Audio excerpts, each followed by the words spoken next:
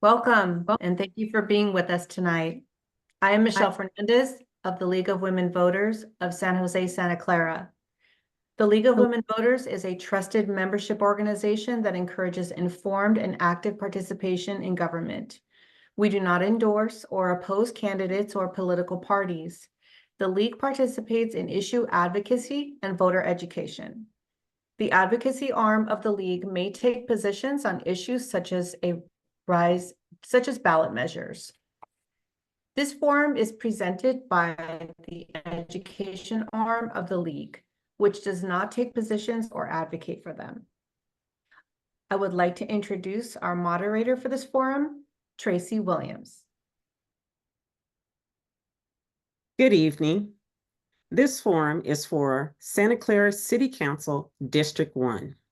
I'd like to remind everyone that the candidates have all agreed to participate under guidelines set for this forum. Please be aware that campaign literature or other forms of campaigning, such as buttons, t-shirts, signs, are not permitted. We are here today to focus on what each candidate has to offer, his or her qualifications, and how they will impact governing and what policies and priorities are important to them. In today's divisive political environment, the League encourages each candidate to discuss their own proposed actions and to refrain from attacking other candidates. These forums are designed to help the voter make decisions and not to further discord. We are videotaping tonight's forum, and the session will be available through our website on social media for the broader community to access. You can find the link on the website. There are 3 candidates running for this position: Albert González, Satish Chandra, and Harbir Bhatia. Let's welcome our candidates now. Candidates, you may join me.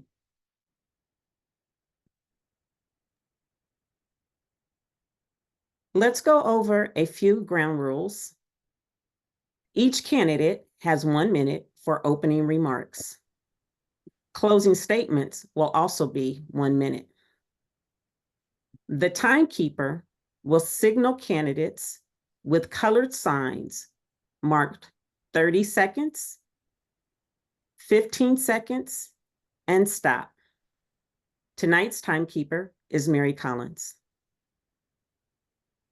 The questions have been screened to avoid any duplication and anything inappropriate. The order of answering the questions will alternate, and each candidate will have 1 minute to respond to each question. Please note, all questions received may not be asked, as some were similar and we may have combined them. Following the questions, each candidate shall have 1 minute for a closing statement in the reverse order from the opening statement. So now we're going to begin with our first candidate, and our first candidate is Satish Chandra. Please begin with your opening statement. Please come off of mute. Yeah, thank you so much, Tracy. I really appreciate this forum giving me the opportunity. So I tried to save Santa Clara residents almost $500,000 in the last year, but I failed. I was part of the charter review committee wherein I was fighting for the rights for having elected police chief and elected clerk, and try to ask city council not to waste $500,000 to put it on a ballot, because I tend to did some due diligence analysis, and I felt that it was not appropriate, and 72% agreed with me, but $500,000 is wasted there. So I am running this particular race for the transparency, accountability, and make sure that we respect the ethics. The code of ethics grand jury report is one of the thing, and that's the reason I do have endorsement of Firefighters Association as well as police officers, Jeff Rosen, the district attorney, Lisa Gilmore. Thank you.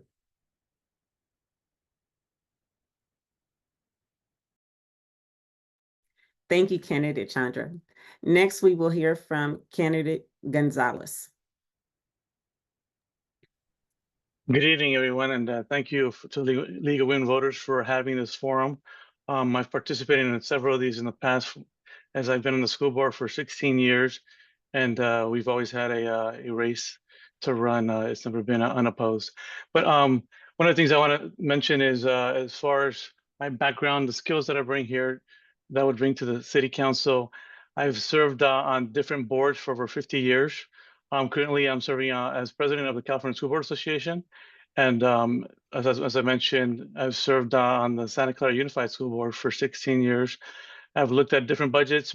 Our general fund at Santa Clara Unified is over about $400 million.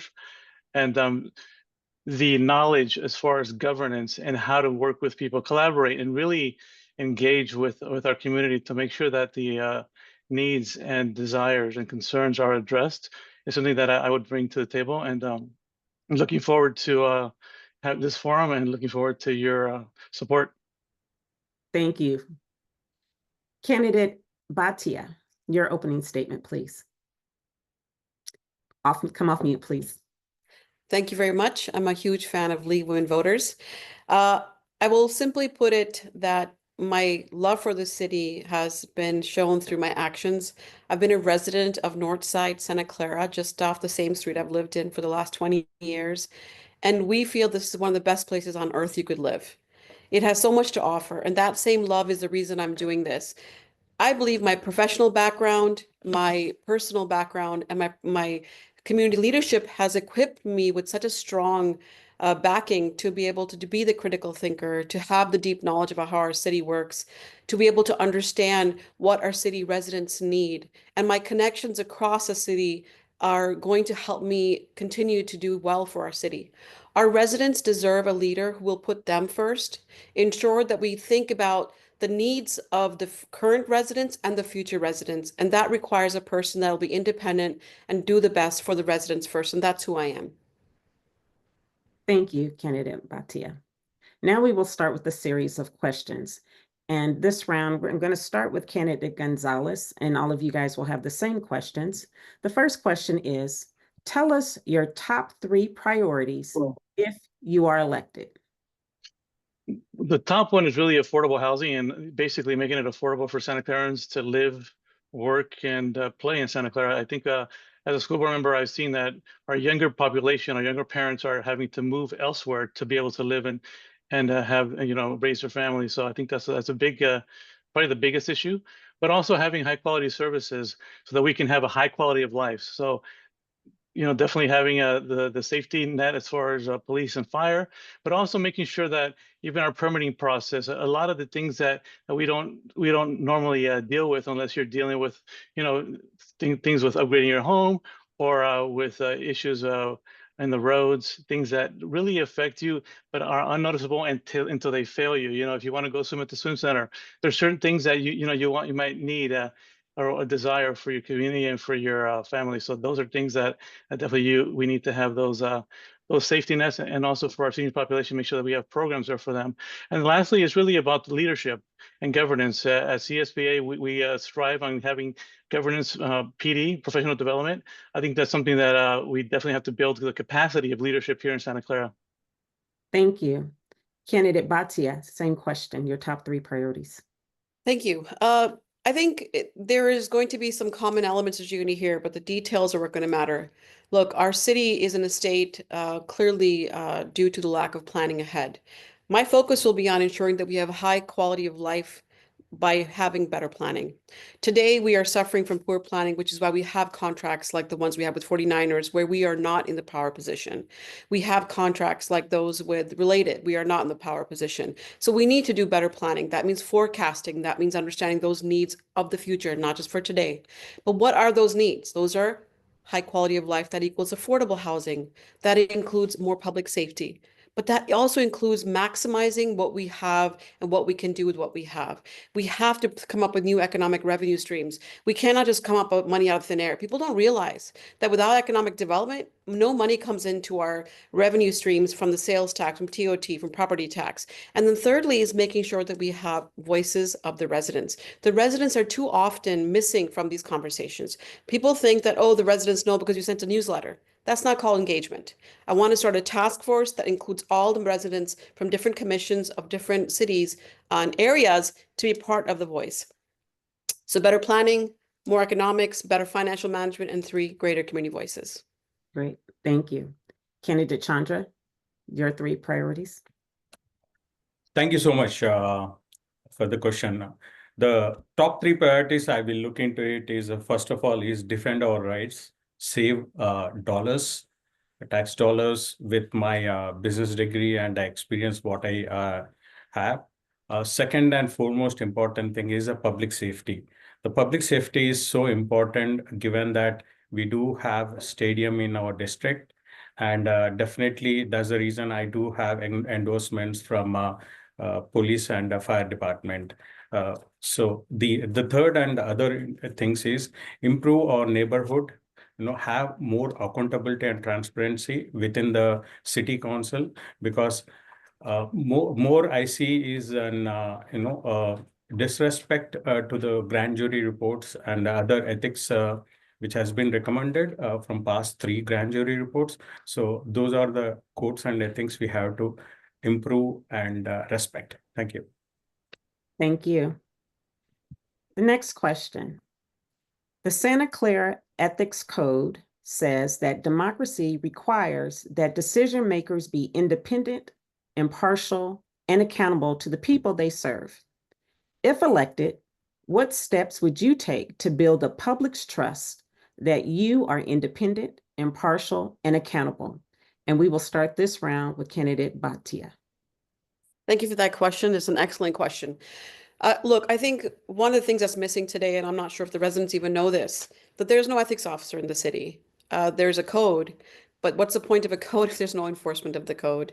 And that's frankly missing. So one of the biggest responsibilities as good citizens and good representatives of our residents is that we ensure we have an ethics officer. That's very, very important, number 1.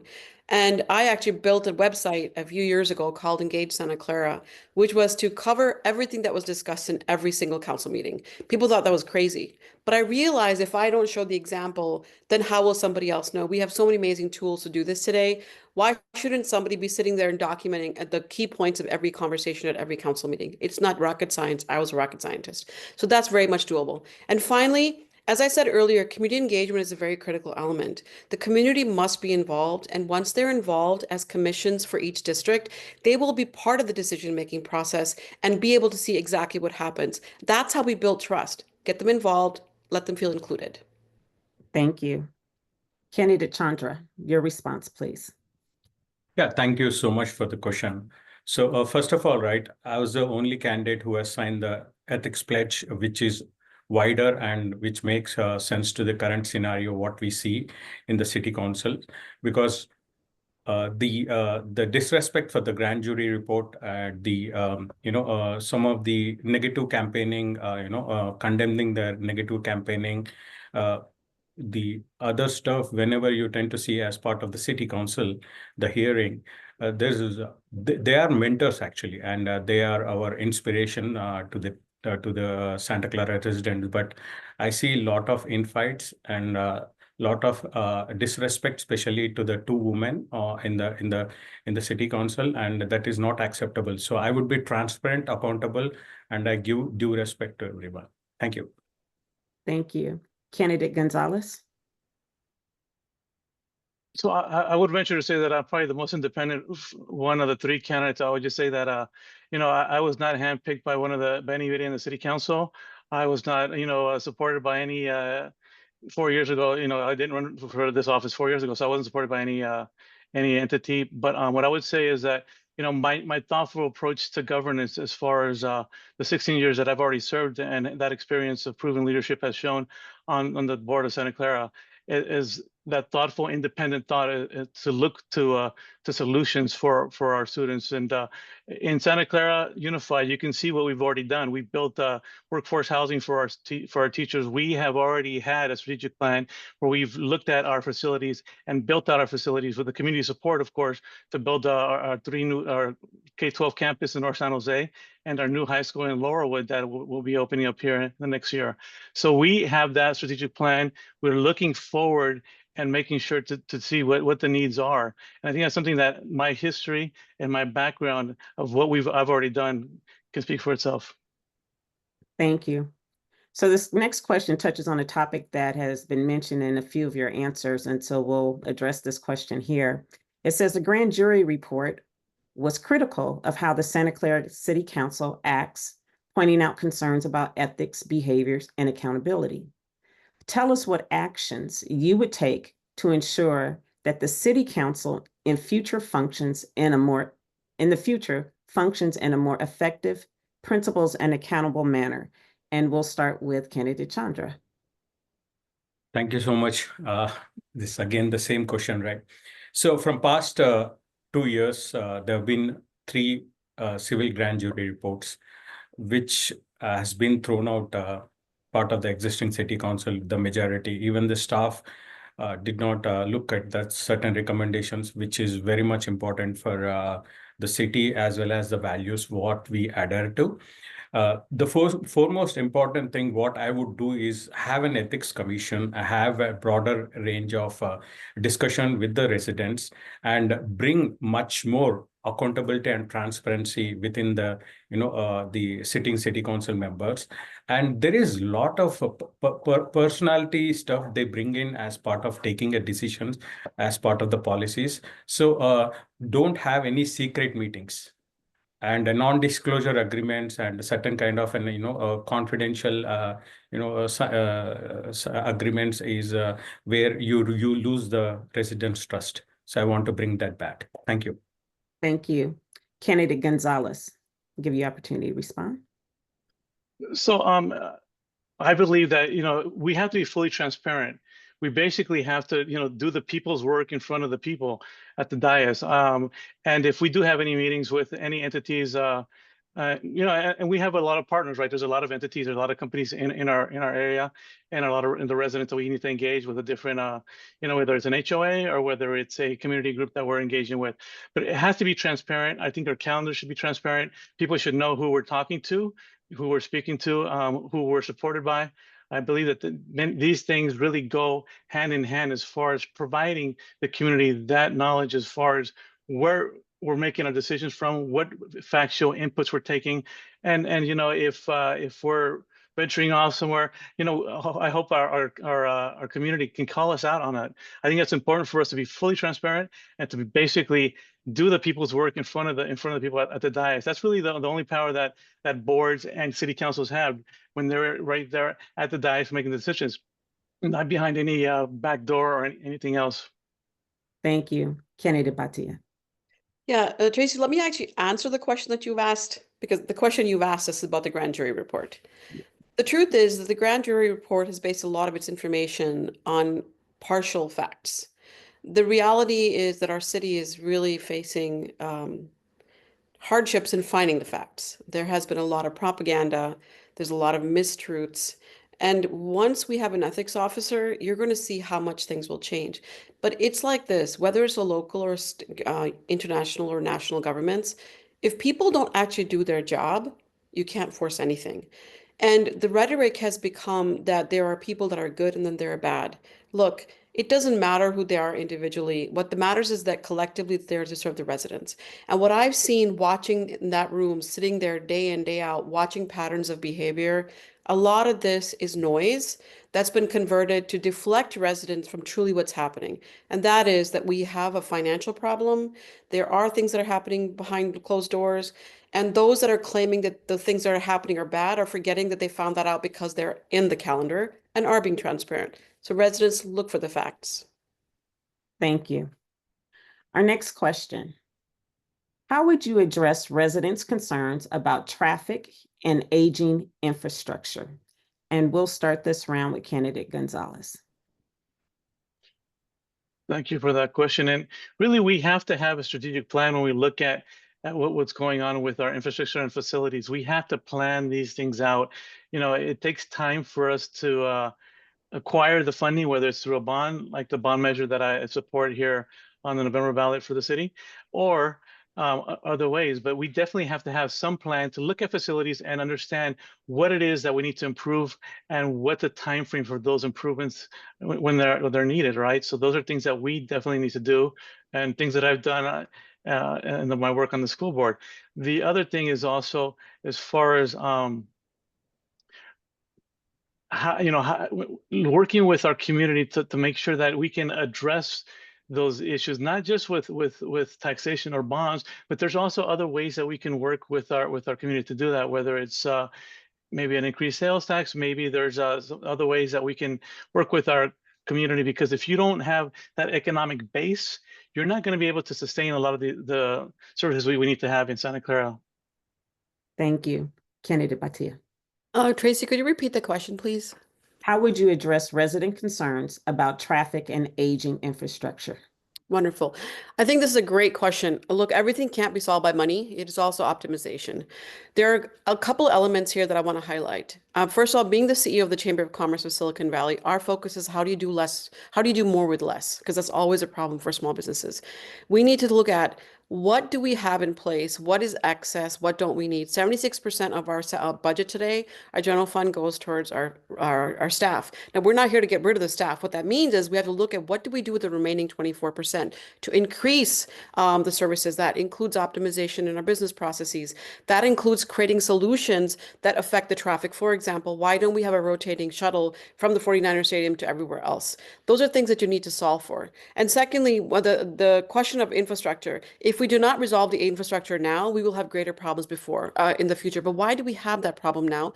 Because 10 years ago, when these opportunities were there to be addressed, there was no attention given to better planning. And that's a really critical element of good council members. We have to plan ahead, strategic planning and forecasting. Thank you so much. Candidate Chandra. Thank you for the question.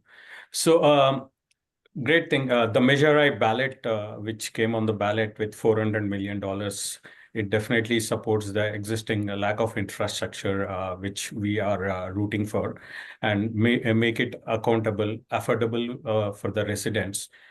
So encourage public transit and free shuttle systems is one of the things we have to look into it. So build development so families can live, work, and play in the areas. So other than this, what I would say is the most important is you need to encourage, the BART service is planning to, extend the corridor, and the other services within that we have biofuel led kind of transit systems, and those are the things we have to look into it so that we can provide free and make sure that we have an effective system, a transit system all over the Bay Area, and extended to California and other states also. Thank you. Thank you. And next question. An area that is a concerning problem seems to be the relationship between the city and the 49ers in the operation of Levi Stadium. In your perspective, what's the key problem and how would you address this? And we will start with candidate Bhatia. Well, thank you for that question. I think it's an excellent question. This comes back to better planning and making sure that we have done our homework. Unfortunately, we are in a position like the contract with the 49ers that put us in a weaker spot. Rather than getting regular revenue streams and having more power, the contract is actually given power to the 49ers. Now, how do we resolve that? Well, if I'm allowed to be elected and the residents vote me in, my first thing will be to review that contract and see where are the opportunities to request changes. If without that change, without other options, we are going to constantly be in this position.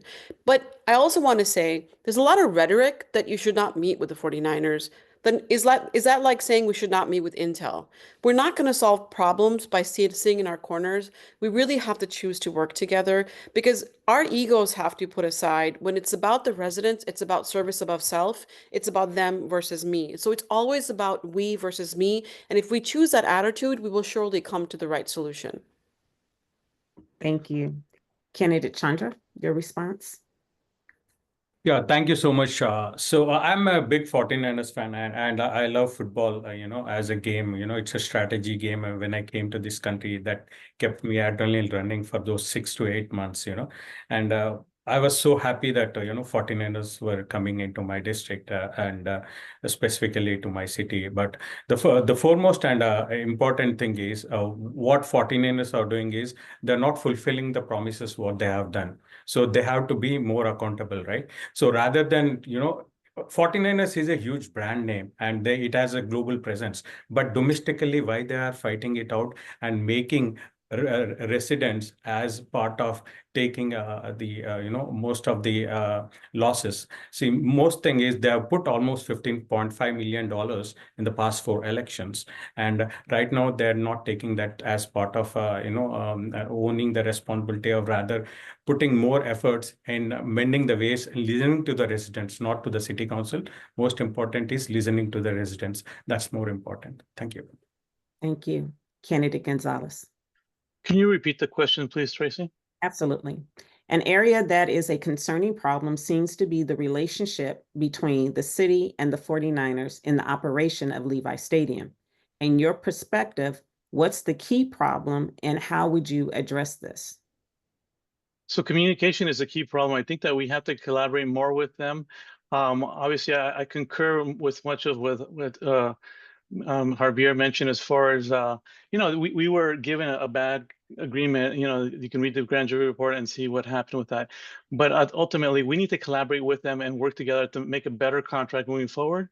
I would say that my background as far as working and being on the school board, when they were trying to utilize the soccer fields, I was a soccer coach and an assistant coach for 10 years for, the Santa Clara Soccer Youth League, and was at the table as we addressed that. You need to collaborate and see what works, and if it doesn't work, then make sure you make those decisions and stand up for what's important for the city, and in that case for the school board, for the school district. So you basically have to make sure that how we deal with things is through collaboration and communication. I think those lines have to be open, and we definitely they're a partner with us on SATCO, and we have to work with them.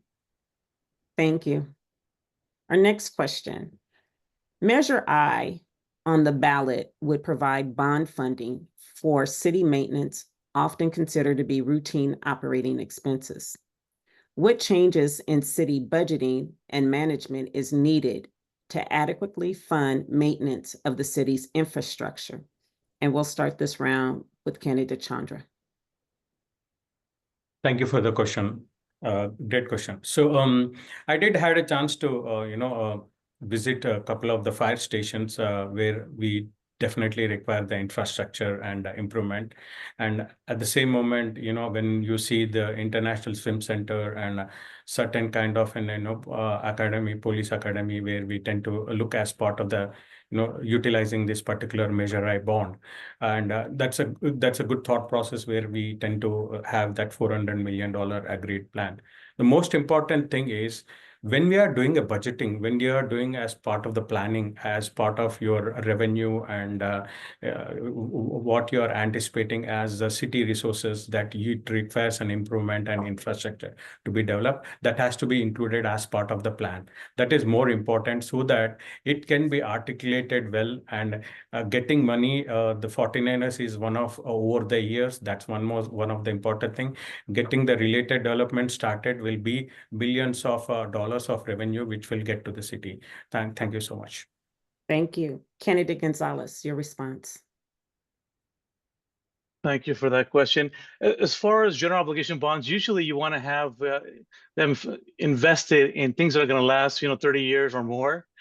So you don't really want to spend that money on deferred maintenance or maintenance.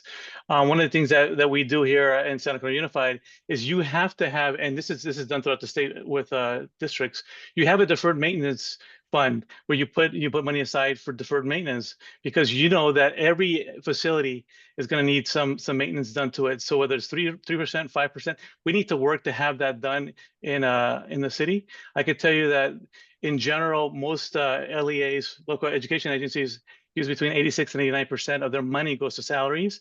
So you have very little to deal with as far as deferred maintenance and everything else.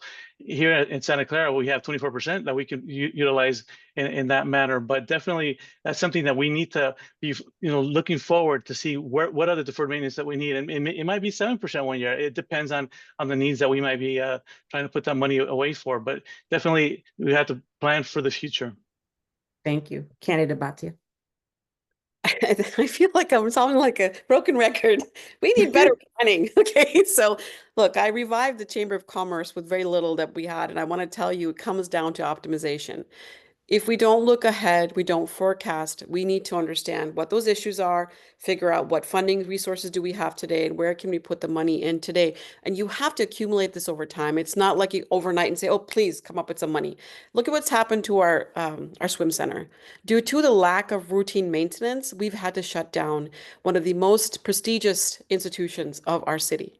And that is because we were focused instead as a city on trying to maintain power on the chamber, on the city council, versus looking ahead and saying, what is it that we need to do for the future residents that are going to be here? We have to plan for it. Currently, the $400 million is going to be going for public safety, is going to be going for our pipes. Look, nobody thinks about pipes. I mean, that's not a very exciting subject. They're pipes, okay? We need to think about how are we going to prepare for new economic revenue streams. As we invest, we also have to think about what is the impact and consequences on all the things that people rely on. Thank you very much. Thank you. Our next question. There continues to be plans to revitalize the old downtown area of Santa Clara, meaning the area around the old Central Post Office. This is Monroe, Homestead, the Jackson area. Do you agree that this area is the center of Santa Clara and should be revitalized? If not, does Santa Clara have a center? And if so, where is it? Candidate González, will start this round with you. So historically, that has been the center of Santa Clara. I would believe that we should always look at history to try to make sure that we can improve on it.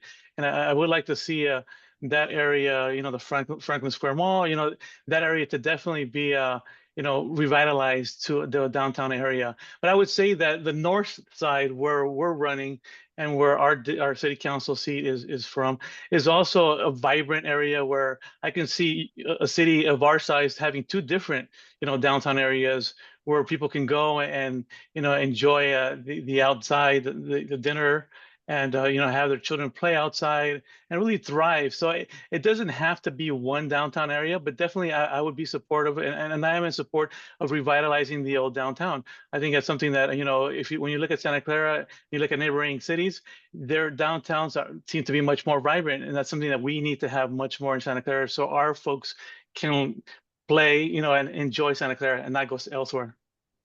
Thank you, Candidate Bhatia.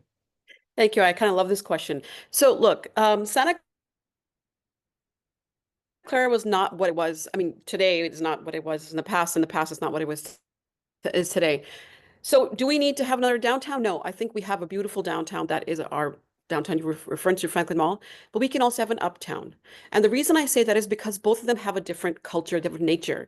Our downtown is the heart of who we are. That is the history of our beginnings, and that has to be remaining as such.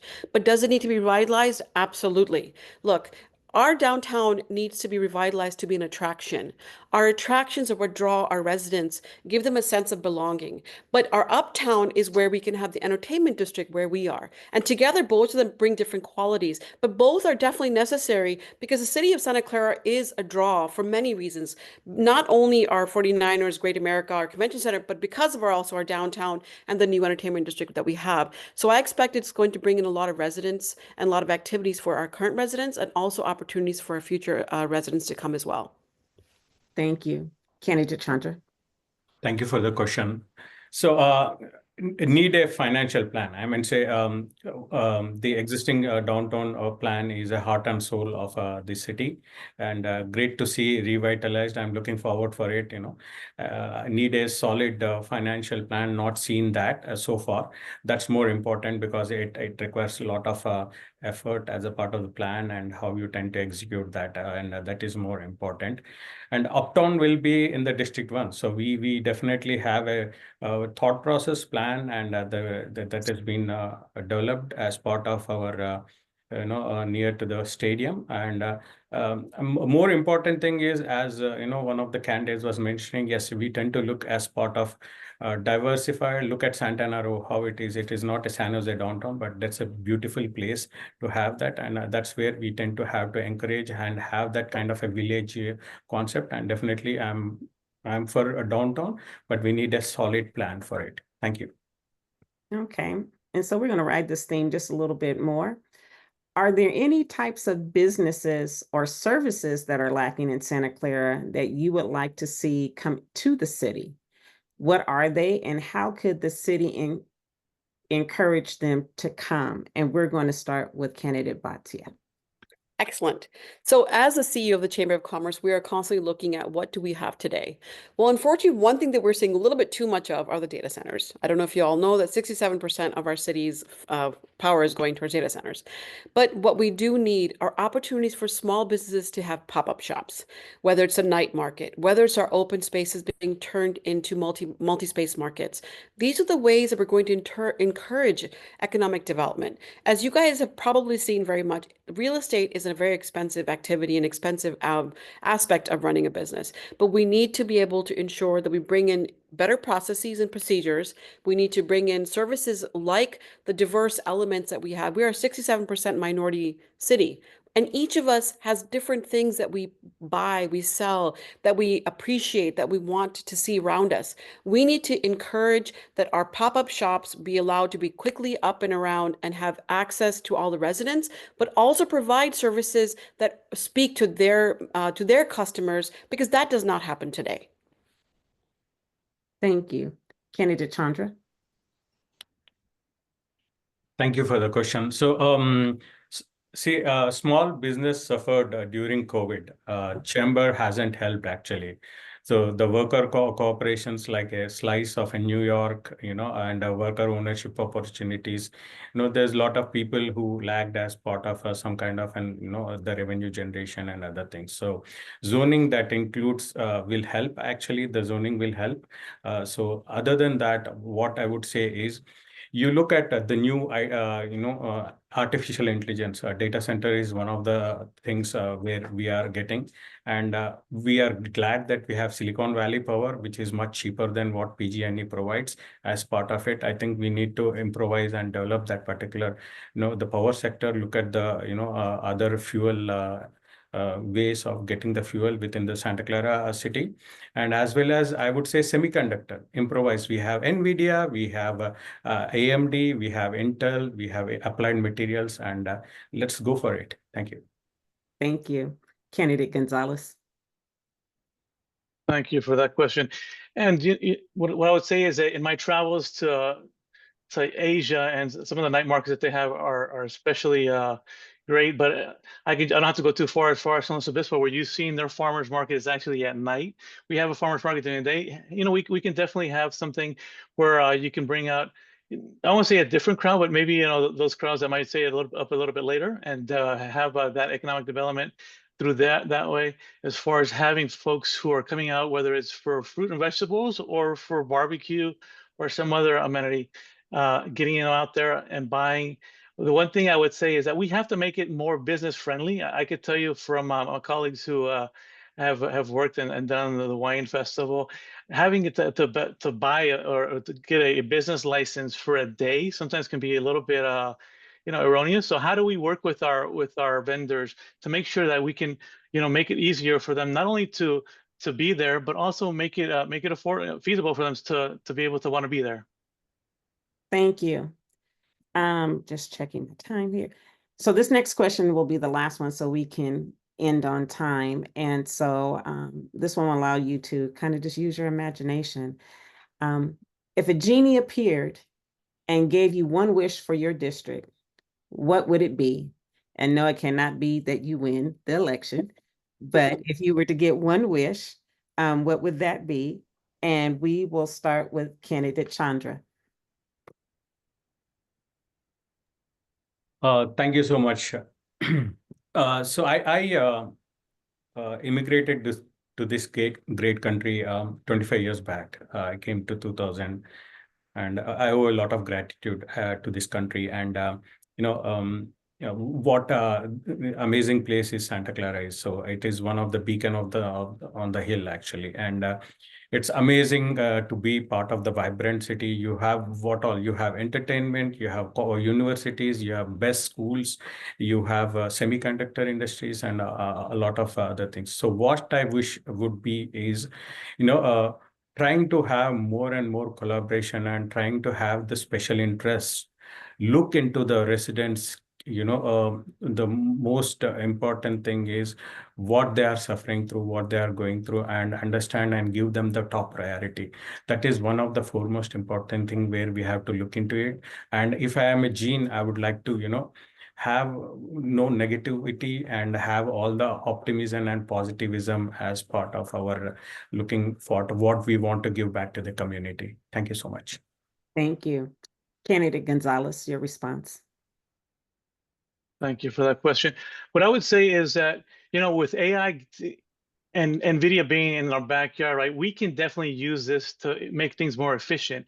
Whether we have autonomous cars, moving folks around within the events around the stadium in our district, or whether we have, AI kind of monitoring, understanding what's happening in our little D1 district city council there in Santa Clara, I think is important. And we can have different services and different, artificial intelligence to make sure that we can understand what's going on. So if we have, trash that somebody's dumping on Hope Street, that we're there to make sure that, hey, the next day it's picked up. If there's graffiti somewhere, that we're cleaning it up. And we keep Santa Clara nice and clean and, vibrant for our community there in our District 1. I think, there's a lot of things that we can use and leverage technology. We're the heart of Silicon Valley. I mean, we can definitely leverage technology to make sure that we can basically live and thrive in Santa Clara. And I think that our residents desire that, and that's something we have to provide them. Thank you. Candidate Bhatia, your response. And it's going to sound a little mushy, but that's fine. Look, at the end of the day, the whole purpose is people are being cared for. And if I had one wish, my wish would be that everybody's cared for. We have way too much homelessness. It's increasing and is skyrocketing. The recent study that was done by Joint Venture Silicon Valley and Bay Area News Group confirmed the divide is so huge that there has never been this much homelessness in history for the city and for this area. So that would be my greatest wish, that we could make sure everybody's housed, because then when they have a shelter, they can thrive, they can become everything they've always imagined that they could be. Their children could have a place to grow safely. Today, over 6,500 students in our region, our county, our school district, unfortunately, are below poverty level, and significant number of them are homeless. So when we think about the future, we have to think about what are the effects of the current situation doing to our future. Is it going to thrive now only? Is it going to be thriving in the future? For me, it's about ensuring that we have a brighter future for all residents. Thank you. Thank you, candidates. Now, the candidates will make closing statements. We will reverse the order that we began with. And so we will start with candidate Bhatia. Your closing statement, please. Look, I think I've explained my background. I come from a very diverse professional background. I am an analytical person, but I've also had the most number of years working in as a commissioner for the City of Santa Clara. I know how it works. And I've been a leader with the Santa Clara Library Foundation. I have been commissioner for the city. I am part of the Rotary Club. I am the CEO of the Chamber of Commerce. I mean, my skills are very well-rounded, but what I think I bring that's different from everybody else is a free thinker. I am not owned by anybody else. I'm not going to let anybody control me. I'm a lioness, and I am not afraid to go against the majority, that whoever that may be is in power at the time. My purpose is clear, and that purpose is service above self. I have no other purpose of existence besides serving others. And I am going to do whatever I can to make sure that whoever comes in power will be responsible for the results, not for the keeping the seat. This is not a trophy that we're getting. This is an opportunity to serve. And if I am selected, I will serve to my fullest and ensure we create a thriving future for all our residents. Thank you. Thank you. Candidate González. Thank you. my experience of proven leadership on our Santa Clara Unified School Board is there. As far as my independent thought, my thoughtful thinking, my engineering and analytical skills that I bring as a double E, I want to pay forward what the city has paid for, for my sons. I have 3 boys. 2 of them already graduated from prestigious schools, and what I'm here to do is to pay it forward for the residents here in Santa Clara so that they can have and thrive, here in the city of Santa Clara, like my boys and my family have. A lifelong California, 18 years in Santa Clara. I would say that Santa Clara is a great place. Silicon Valley Power, we have so much going for it. We have a convention center, we have a stadium, but we have to be able to look at our facilities and make sure that we're working with our partners collaboratively, but also thinking strategically to make sure that the decisions that we need to make for the future are decisions that are in a positive light for Santa Clara and for the residents of Santa Clara. Thank you. Candidate Chandra. Thank you for the question. So I would start with the quote with John F. Kennedy saying, ask what country has done for you. Ask not what country has done for you. Ask what you can do for the country. So in similar manners, wherein the city I came in, it says that serving humankind is equal to serving God. So looking into that particular aspect. So I just came here to do wishfully, wholeheartedly, passionately to serve the community. And when I registered myself as part of the Chief Advisory Committee and Charter Review Committee, and then the serve the community, and then want to be part of the City Council, the 49ers are already put $1.25 million slandering me, accusing me, supporting my opponents from past years. They've put almost $15.5 million, but I am not for the sale. I am going to work for the Santa Clara resident. I will always put Santa Clara residents as the first priority to serve the community. And I am here just passionate to serve and make it a better place. Thank you so much. Thank you. Candidates, I want to thank you for your time this evening and allow me to serve as the moderator for this discussion. I would like to turn it back over to our host, Michelle Fernandez. Thank you, Tracy. And on behalf of the League of Women Voters, San Jose and Santa Clara, I want to thank all of the candidates for running for this office and for their participation this evening. I also want to thank the audience for being present to meet the candidates and for proposing thoughtful questions. Members of the League of Women Voters do the hands-on work to safeguard democracy. While we never endorse a candidate, we are directly involved in shaping important issues to keep our community strong. If you would like to be involved with the men and women helping to make democracy work, it's easy to join the League. We encourage you to visit our website at lwvsjsc.org. If you have moved or changed your name or wish to change your party affiliation since you last registered to vote, you need to re-register. The last day to register is October 21st, 2024. Online voter registration is available at the Secretary of State's website, sos.ca.gov. Remember to vote by mail or at the polls by November 5th. Encourage your family, friends, and neighbors to vote. Thank you. Good night, everyone.